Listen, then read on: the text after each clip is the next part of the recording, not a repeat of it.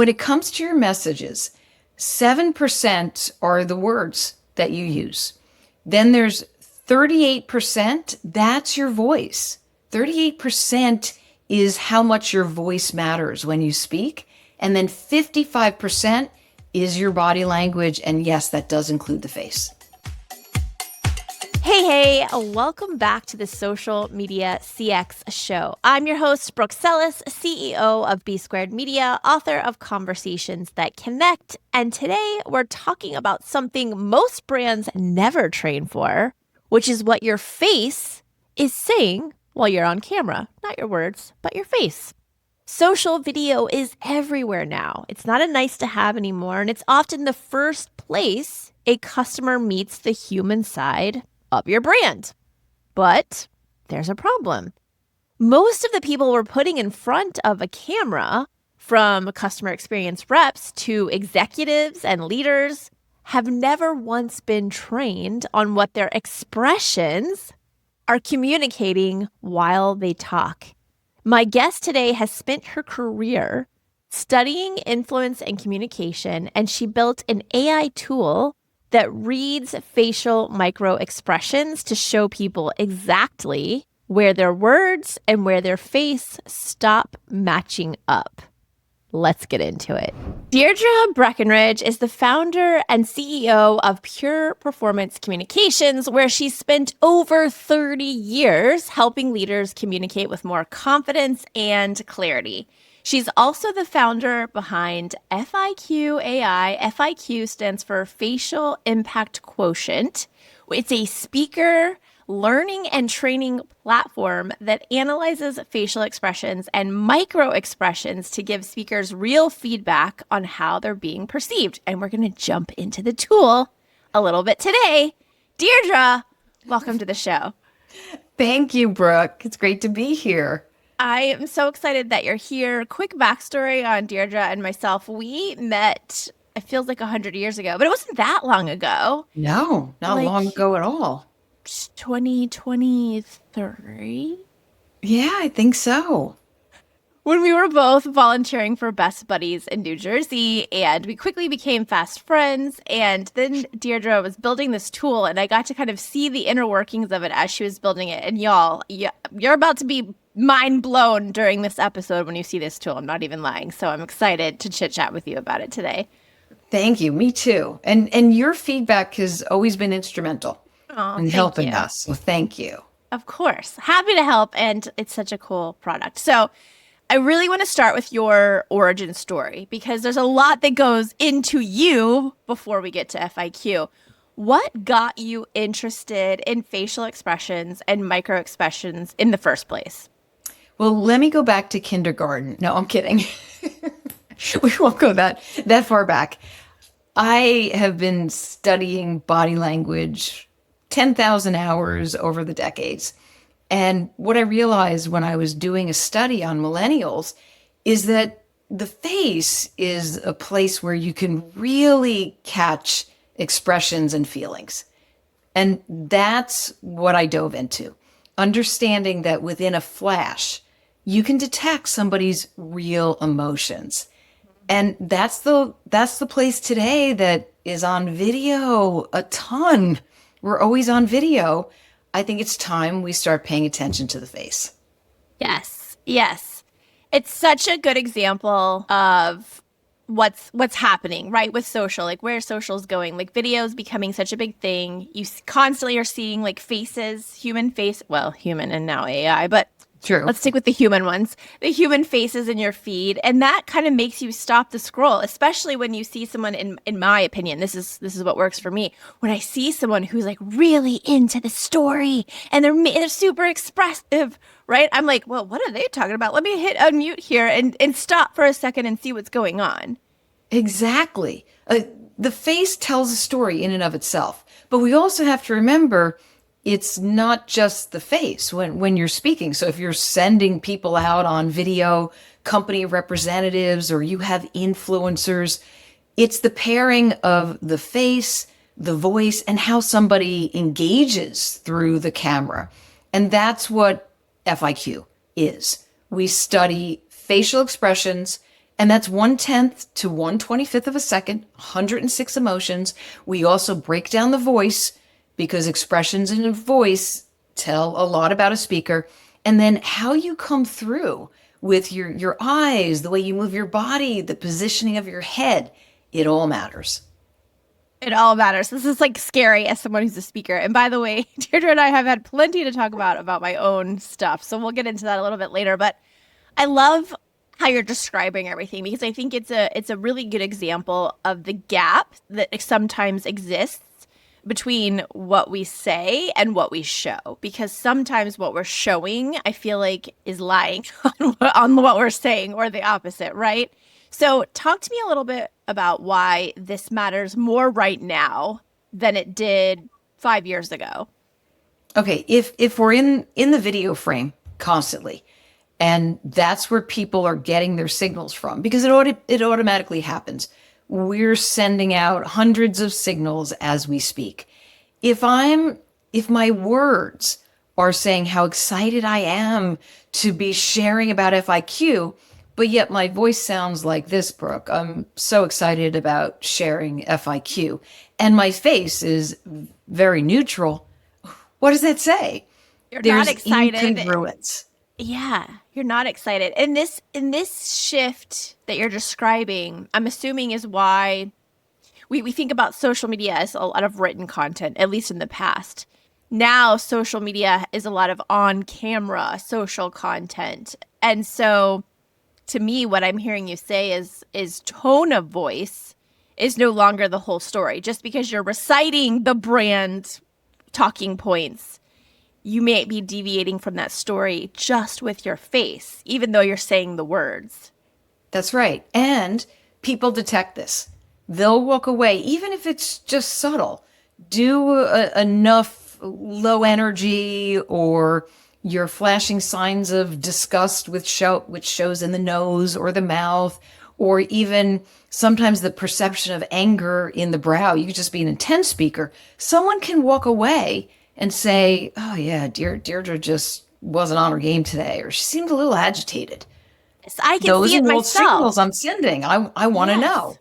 If you're a podcaster listening to this podcast right now, I know you know what I'm talking about. There are times when I've been having a bad day, but I still have to film the podcast, right? And I can tell my energy levels, the tone, my inflection, all of that is very different to myself. Now, somebody, a stranger watching may not notice the difference between those two, but we know when we're on it and when we're not on it. That's right. In any message, this is a rule to remember. The Moravian rule. When it comes to your messages, 7% are the words that you use. Then there's 38%, that's your voice. 38% is how much your voice matters when you speak. And then 55% is your body language. And yes, that does include the face. I wrote that down. Moravian. What did I say it again? Yeah, Moravian rule. Moravian rule. Yeah, MEHR. MEHR. ABIAN. I hope I spelled that correctly. Well, I wrote it down, y'all. I'm going to put that in the show notes for everybody to go take a look. We'll link out to it. But that's so cool. I hadn't heard of that before. For the brands listening, especially for, I know you work a lot with financial service audiences, and so do we. So especially for our financial friends, the people who show up on camera are now the face of trust, right? So a lot of brands, not just financial brands, but a lot of brands are using influencers or faces of the brand to elicit trust.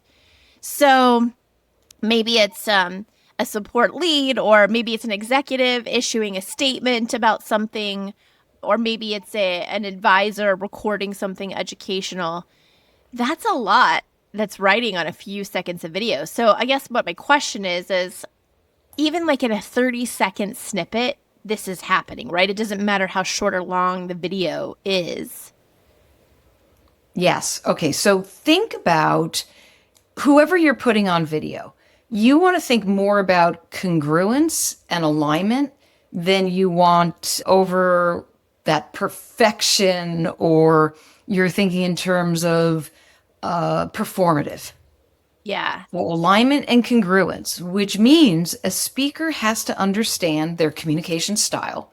Number one, that's why We always baseline professionals so that they understand the nuances of their voice, their vocal cues, the words that they use, the meaning behind the words, even right down to sentence structure, no word salad, no fillers, to how does your body move? And when you're in the frame, your shoulders, your hands engage, your chin positioning, head, eyes, everything. And everything has to be aligned in order for you to create impact. I'm getting nervous because you're taking me back to my defending my thesis in college. And when we were practicing defending Dr. Gruen, if you're listening, used to ding a bell every time you would say or any sort of filler word like Oh, yeah. she would ding a bell.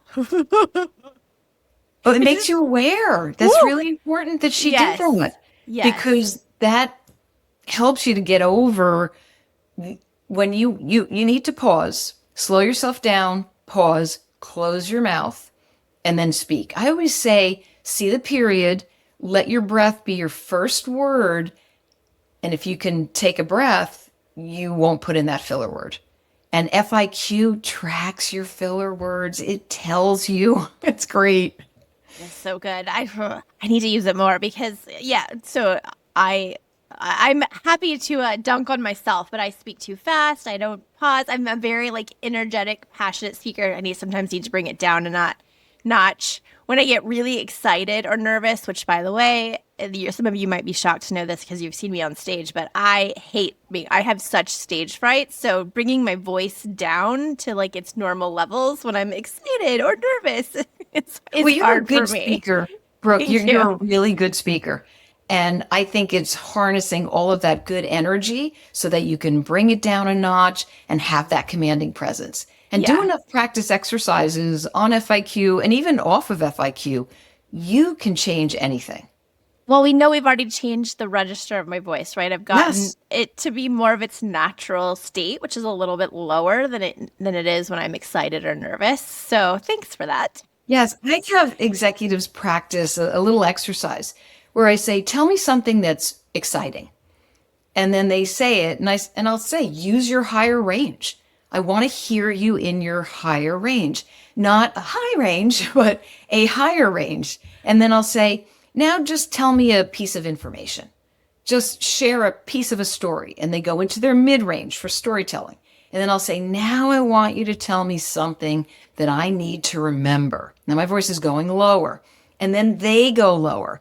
Once you start understanding where your voice falls, the different pitch levels and inflection, you then naturally start to use that. And it's a technique. But you have to hear it and you have to understand. You have to practice. Yeah, definitely have to practice. Yeah. So let's talk about the tool itself. So just explain FIQ to everyone who's watching or listening in plain terms. What does it actually do? Okay, it helps you to close the gap between the messages that you want to share and the way you intend to share and the impact that you actually have. Because the wider the gap, the farther it is to get to impact. We work on 4 C's. It's calm, clear, concise, and confident. And when you're on FIQ, yes, it is AI analysis, but it's all coach-led.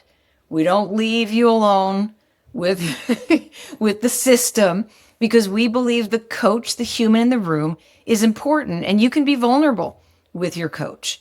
And when you're on FIQ, when you understand the skills and how to get calm is an inner state. It's all about your brain. When you can have that integration between your rational thinking center and your emotional thinking center, it's much easier to share, to get your words out, and calm shapes your thoughts.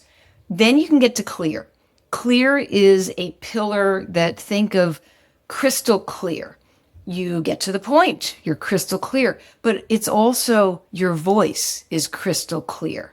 And there's a certain energy around that.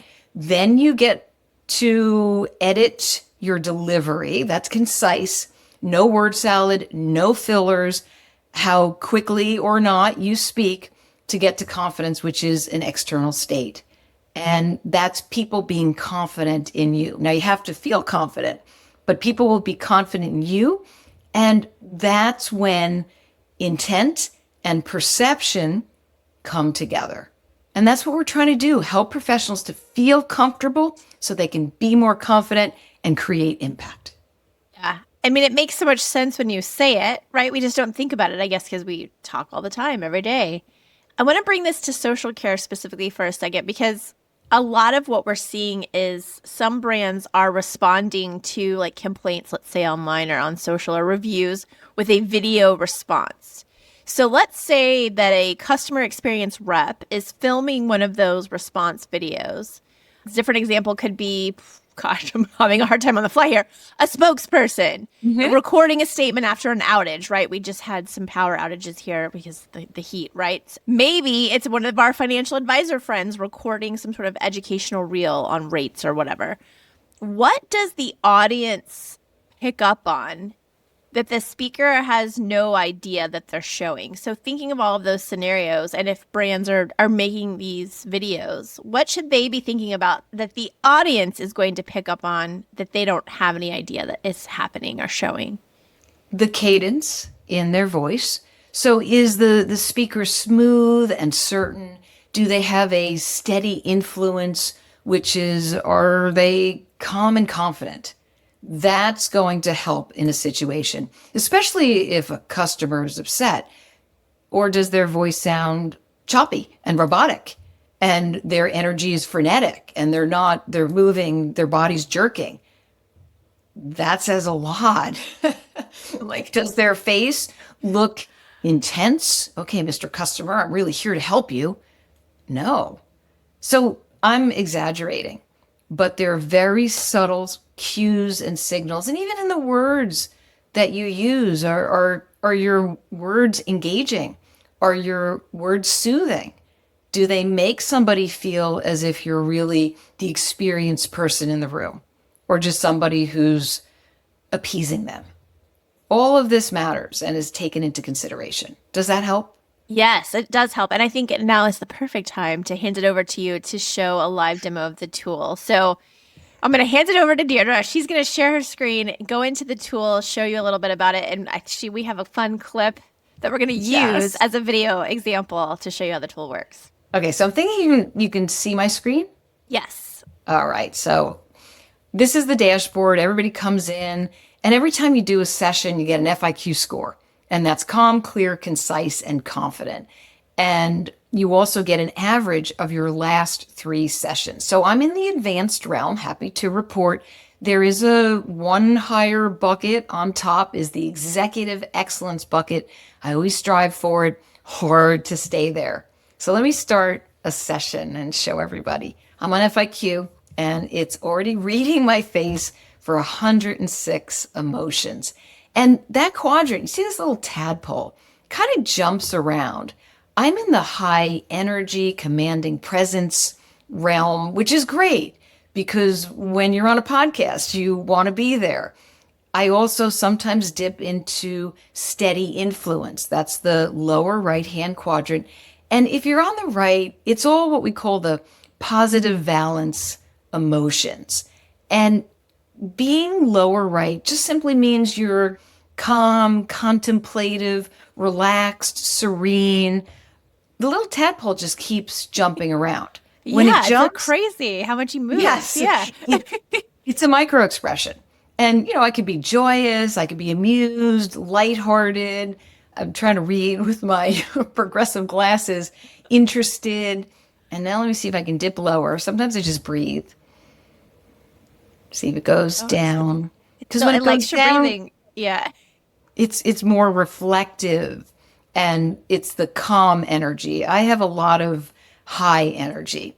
When you go over to the left, not that it's bad, but there are some negative energies on that side. Upper left is more of the frenetic or stress energy.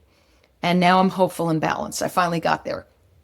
When you go to the lower left, that's passive hesitation. Because sometimes when we speak, we are a little tentative or we're neutral. Maybe we're tired. getting myself over to the left. There's a lot of emotions in these 4 quadrants, and the little tadpole just keeps tracking. And what's interesting is that as it does the face for the emotions, it's also tracking my voice. We detect the pitch range, your tone. You could be warmer, you could be brighter. It's also the speed at which you speak and your energy, your volume, how you project your voice. And do you want to see a video analyzed, Brooke? Yes. I'm nervous, y'all, because it's a video of me. But yeah, let's do it. Let's do it. Yes. So I could have done a live session where I record myself or I talk about a topic. And this is how you work with a client. And you give a 2-minute impromptu topic discussion, and then I get a report. But I thought it would be fun if we just analyze you. So hang on one second, and I'm going to try to get the video. It's going to be tricky because I have to drag the video. Yeah. Well, while she's doing that, y'all, I just want to put a disclaimer here. I have not seen this video been done. This is, oh boy, this is so new for me. So let's see what happens. I'll take you back, Brooke. You were on the DM show and you were talking about customer loyalty. And there was a small segment on our show when you were discussing AI, customer loyalty, and hallucinations. So this is a brief clip. And what I'm going to do is I'm going to analyze your video and watch what happens. One, right? The best AI involves human touch. So, when you look at AI and then the humans over here, it has a Venn diagram. The best AI strategies are kind of like sit in the middle where those two circles touch. I also think you have to be very careful about how you use chatbots in a customer service or CX role, right? Because they do have hallucinations. So not to get too nerdy on you, but obviously Air Canada was using generative AI, which is how... So surprised, by the way, that I'm like down in the lower quadrants. Well, so when you pause and you're thinking, you're crafting your story on the fly, you're going to go into the passive hesitation quadrant automatically. The closer you are to the center of the circle just means there's a neutral in all of the quadrants. It's not a negative. It's not a bad thing to be there. There's all different calibrations of emotions. And right now, FIQ has analyzed your transcript. It did a pre-analysis. The FIQ bot analyzed you. And you can still see my screen? Yeah. You can see it's an uploaded video. Now, you're in my dash. So here it is. Don't let any of the emotion bars, nothing throw you off. It's always good to see different emotions. That means your face is working. The disgust simply means, and I have it too, and I tell this to plenty of executives daily, there's just a little incongruence in your mouth. That's what it is. When you speak, you're not perfectly symmetrical. And if there's a little bit of a raise in your top lip and your bottom lip goes a different way, that's going to register in the disgust. Now, at the same time, you could be in a commanding presence quadrant, and there's contempt and disgust sometimes get mixed together. Contempt is superiority. And sometimes you get this little smirk in your mouth where one side goes up and the other stays down, and that's pride. And it can register there as well. So these are your scores. Low arousal just means face not moving a lot, but it's moving. I say, and this is something just to think about, because you're always speaking with somebody who could be high arousal, a lot of face, a lot of energy, excitement, or low arousal, very calm, face doesn't move. You want to be 50-50. So you can capture whoever's attention and you're not over the top. Because if you're all low arousal and you're with somebody who's high arousal, there could be an imbalance. Your valence is mostly positive. You're over 60%. That's good. The negative just registers because of that little bit of disgust. And maybe some surprise, which also is on the left side. But in your case, it's not, oh my gosh, I'm surprised or I'm afraid. It's illustrating with your brow. Any questions? Or No, this is fascinating. No, keep going. Okay. So when it comes to your speech, you're an alto, you're average. You might get up into mezzo soprano when you go into your higher range, but this is where you average out. You have a boardroom voice. You know how to project. 75 is boardroom. It's also good for video projection. 113 is warmer. You have a warmer style about you. And 84 is slower. So you were going slower, taking your time, and it showed in those pauses. And you did have some fillers, just a couple. 2 times picked up. That's pretty good in, I mean, I forget how many seconds. But 37. I challenge you, Brooke, to pinch yourself every time you hear yourself say and also start seeing the period when you speak, slowing yourself down a little bit, and you'll notice that you'll start to say and stop yourself. And then will be your filler word until you close your mouth, and there will be no fillers at all. And here you are, you're proficient, which is good. Proficient means that you're above foundation, you're above developing, you've landed in proficient.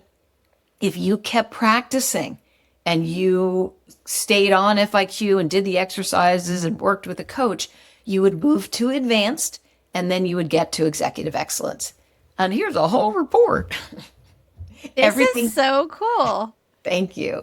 And I mean, I've seen it before, but like this is, by the way, this is like, so it's just so grown up. It's just so cool to see the whole thing. I've seen the whole thing. So I love this. Well, great. And you have strengths, you have areas for growth.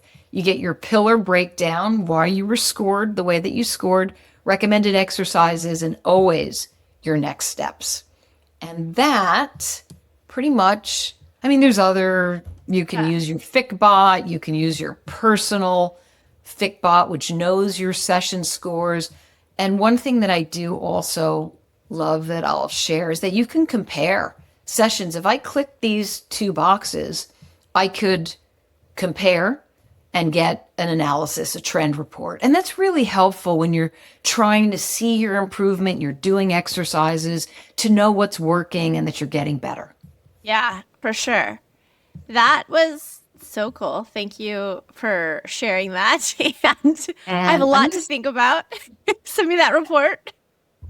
Well, I think you did really well. Mostly when people come on FIQ, they start foundation or developing. So to drop a clip in and see proficient, pat yourself on the back. You did well. I'll take it. Thank you. So I guess my question here for you is, where does AI actually help here? And where does it hit a limit? Because I want to be clear that you and I both agree that AI should not replace human skills, but you're using AI to help better human skills. Well, I think that hitting the limit means, if I'm understanding correctly the question, that if you were just going in alone and strictly relying on FIQ, then you're not taking into consideration necessarily how you feel or what your coach sees. So if you're just relying on AI, compare it to, would you just rely on AI for your business? No, you hit a limit. Somebody's got to be watching and proofreading and challenging and checking.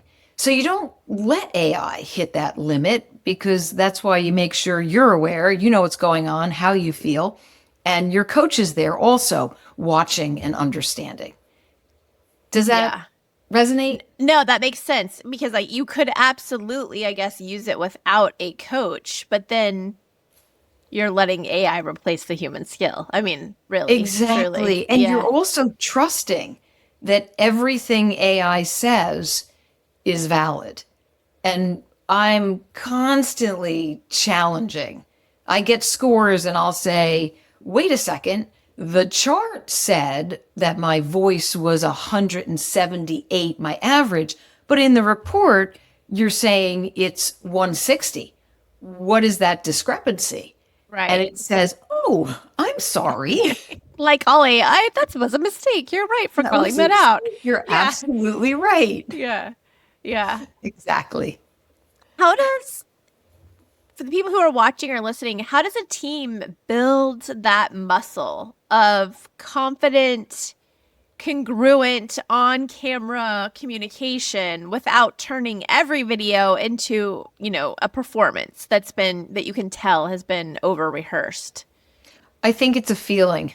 I think if you're showing up with just your talking points, then you're performing. But if you're really feeling good about what you're saying and you're calm and you're in that steady influence quadrant, that's the biggest difference. Because even today, whether I'm stepping out on stage or I'm conducting training sessions, my brain is calm. Having a conversation with you, plenty of breathing, diaphragmatic breathing, that's the biggest difference. If the team can all start with the calm, and then, of course, you all have to be collaborative and work together and share and give feedback, you're going to get to confidence together. And there's full alignment. Yeah, I can see that. I also want to talk about the risk side because as we talked about earlier, you work with a lot of financial brands, so do we, and we also work with a lot of enterprise-sized clients. So if someone on their team is filming something, no matter what level they're at, and their face is reading anxious while the words might be calm, right? Maybe it's something like a fraud alert that they're putting out there, or that outage update that we talked about. I'm guessing that mismatch between words and face can undo the trust of the message that was trying to convey trust. Is there a way to catch something like that before it airs? Ooh, that's a good question. If you have the video, so let's just say you're planning to put out a video. It's a 2-minute video and it's your CEO who's addressing a very big issue. Think about the media trainer who works with the CEO to make sure that it's positioned correctly, message sounds right, body language looks good. Can you imagine if you just dropped that video into FIQ? Okay, yes, I could. I was like, no, I thought you were going to say just drop it to publish. But yes, that makes sense. Yes. Exactly. You drop it into FIQ. So now all your eyes have been, whoever's on the communications crisis team has been watching the CEO. You drop the video in and FIQ gives you some information that you didn't realize.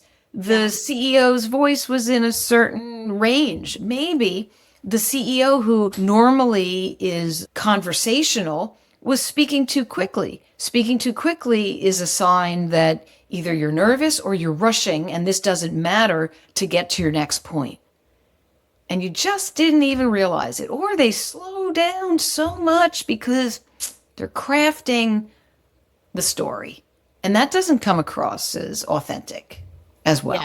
Yeah, that's so true. So true. A lot to think about here. My wheels are turning. As you can see, if we had the FIU, it'd be like pensive, thinking, whatever. Yes.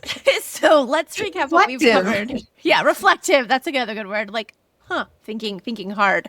Let's recap what we've covered today. Social is all about video right now, and we're putting this, hopefully you're putting the human face forward in your videos and not AI. And it really, these videos that we're putting out there, even if they're not meant to, are really kind of entering into the customer experience equation the way text only, right? Like a press release that was just words, never has. Because our micro expressions are involuntary, right? Sometimes right from the brain. We can't help what our face does. You just can't. You just can't. So training and awareness are very important because acting confident isn't enough. Even though we think we're being confident, I was surprised it was in those lower two quadrants, right? Like this is very eye-opening stuff. So we've got tools like FIQ, giving teams a way to kind of close that gap between the message, the delivery, and especially when trust is the product or what you want the product of that conversation or that video to be. Deirdre, one last question for you. If you had to give one rule to every brand jumping into video for social right now, what would it be? Just one rule. I mentioned it before, alignment. It's that congruent voice, words, body that all has to be aligned. And then you'll get to successful communication and the impact that you want to achieve. Yeah, I couldn't agree more. And starting calm and looking for the period. I'm listening. I'm writing all this down mentally, some of it on paper. But if you are listening or watching and you want to see how AI can read what your face is saying while you speak, go check out FIQ at FIQ.ai. If you're building out an on-camera training program for your team, look into Deirdre and Pure Performance Communications. And I would encourage you to go hang out with Deirdre on LinkedIn because she puts out great content on influencing and communication regularly. Is there anything else that I should tell people about Deirdre on where they can find you, where you hang out, all that good stuff? So they can actually email me, Deirdre at FIQ.ai. Perfect. We'll make sure that we put all of those links and that email into the show notes, which is wherever you're watching or listening, just run over to the transcription. Those are the show notes. And y'all, man, we have a lot to think about when it comes to video. I know I'm going to try to step up my game. I really want to be in that upper right quadrant like you. So I got to get my tadpole to move. Thank you so much for joining us today and showing off your I couldn't be more excited about what you've done. Thank you for showing us everything that you've done. Oh, thank you for having me, and thanks everybody for watching. Bye, y'all. You heard it here first, or maybe not first, but you know what I mean. Your face is a part of your message, whether you're aware of that or not. And tools like FIQ are giving communicators a way to see that gap and close it. Whether you're on camera for social like me here, whether you're doing maybe some customer experience videos, or maybe it's a boardroom pitch, the goal is always the same. Let your words and your face tell the same story. Until next time, think conversation, not campaign.